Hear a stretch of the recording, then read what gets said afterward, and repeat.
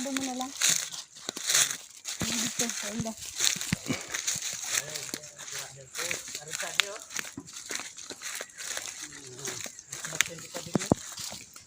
Pagulat ko nito.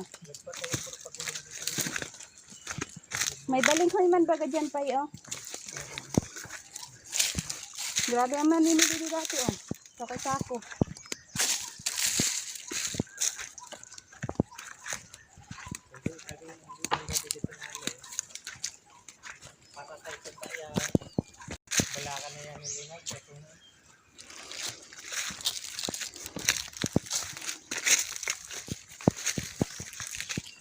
Sayang lang yung pag-straight.